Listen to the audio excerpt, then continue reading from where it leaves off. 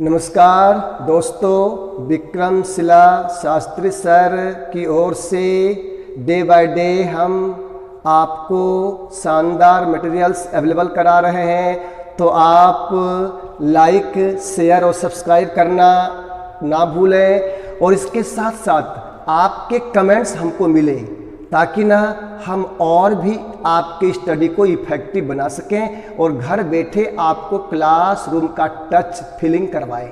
Thanks a lot. नमस्कार दोस्तों, विक्रम शिला Shastri sir आपको proper authentic concise material history में भी उपलब्ध कराने के लिए तैयार है।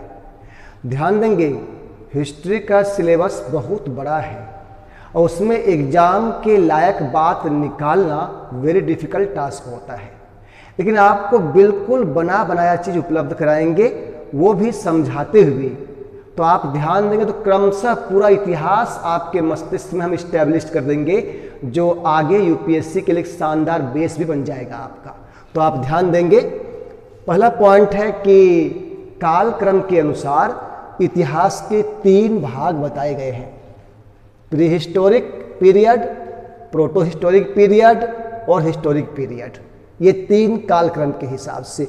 तो एक सिंपल क्वेश्चन आपको आ जाए कि इतिहास के उस काल को जिसका कोई लिखित विवरण उपलब्ध नहीं है उसे क्या कहते हैं? प्रागैतिहासिक काल, नो रिटन अकाउंट।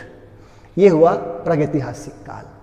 इसी जगह आ जाए कि इतिहास के जिस काल का लिखित विवरण तो उपलब्ध है किंतु पढ़ा नहीं जा सका उसे कहते हैं आद्य ऐतिहासिक काल।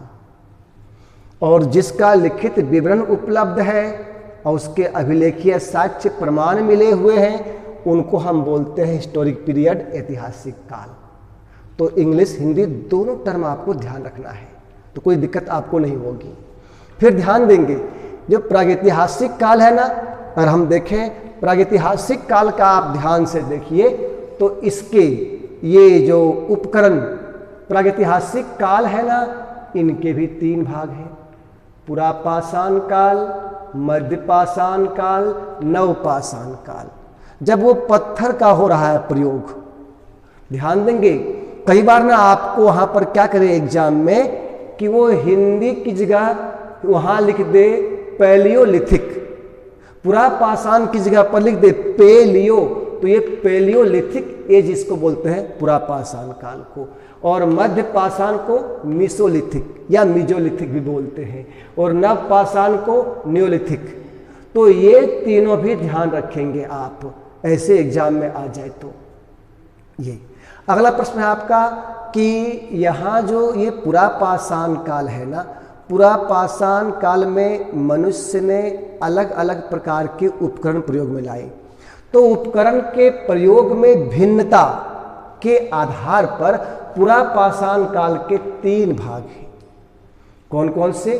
निम्न पुरापाषाण काल, मध्य पुरापाषाण काल, उच्च पुरापाषाण काल। ये 3 भाग हैं। देखिए, यहाँ औजार का नाम है चॉपर, यहाँ नाम है फलक, यहाँ नाम है ब्लेड। तो ऐसे भी आ जाए कि चौपर संस्कृति किसको बोलेंगे? देखिए, चौपर संस्कृति निम्न पुरापाषाण काल, फलक संस्कृति मध्य पुरापाषाण काल, ब्लेड संस्कृति उच्च पुरापाषाण काल।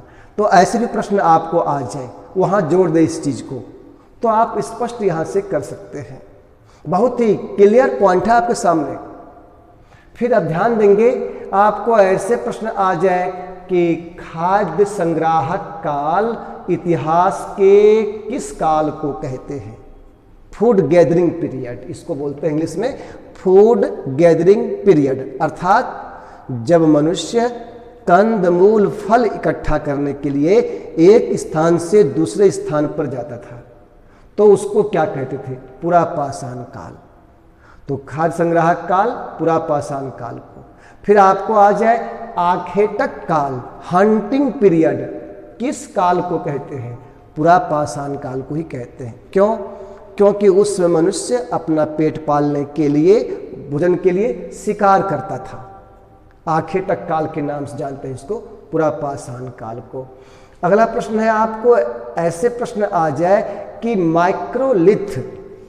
माइक्रोलिथ संस्कृति आ जाए, या बोल दे सिंपल माइक्रोलिथ, या इसको बोलते हैं लघु पाषाण उपकरण काल, या इसको बोले सूक्ष्म पाषाण संस्कृति। देखिए उसी को बदल बदल करके प्रश्न कर दे कि भाई माइक्रोलिथ अर्थात लघु पाषाण उपकरण काल के नाम से इतिहास के किस काल को जानते हैं? तो उत्तर होगा मध्य पाषाण काल को। मध्य पाषाण काल को ही बोलते हैं, जो कि यहां लिखा हुआ आपका सूक्ष्म पाषाण संस्कृति मध्य पाषाण काल को ही कहते हैं। क्यों? क्योंकि मध्य पाषाण काल में अत्यंत छोटे छोटे पत्थर के औजार बने थे, इसलिए इसका नाम हो गया सूक्ष्म पाषाण संस्कृति। फिर बोले आपको कि भाई मनुष्य ने सर्वप्रथम पशुपालन किस काल में आरंभ किया? कि भाई पशुपालन के जो साक्ष्य मिले हैं, एविडेंस मिले हैं, प्रमाण मिले हैं, वो सबसे पहले किस काल में मिले हैं? तो मध्य पाषाण काल में ही इसका प्रमाण सबसे पहले मिला हुआ है। और वो स्थान है आदमगढ़ एमपी में, मध्य प्रदेश में आदमगढ़, और बागोर राजस्थान में पशुपालन का साक्ष्य सबसे पुराना मिला है। नेक्स्ट क्वेश्चन आपको आ जाए कि पॉलिश्ड उपकरण संस्कृति किस काल को बोलते हैं? पॉलिश्ड उपकरण नवपाषाण काल, या प्रश्न चेंज कर दे चकमक उद्योग काल किसको बोलते हैं? नवपाषाण काल को ही बोलते हैं चकमक उद्योग काल, क्योंकि यहाँ मनुष्य ने औजार को वो सान चढ़ाना, धार देना सीख लिया था, इसलिए इसको इस नाम से जानते हैं। और एक प्रश्न आपको ऐसे आ जाए कि भाई आग से परिचय, कि भाई आग से परिचय मनुष्य का कब हो गया? तब तो उत्तर देंगे आप पुरापाषाण काल। लेकिन ऐसे आ जाए आग का प्रयोग भोजन को पकाने के लिए, कि भोजन पका करके आग में और उसको खाना आरंभ किया शुरू, वो नवपाषाण काल है। तो दोनों अलग अलग प्रश्न, ये ध्यान देंगे मस्तिष्क में आप लोग। फिर आप ध्यान देंगे कि भाई नवपाषाण काल नियोलिथिक में यहाँ क्या क्या हुआ? तो ये प्रारंभिक कृषि संस्कृति, मतलब आपको आ जाए मनुष्य ने खेती करना किस काल में शुरू किया?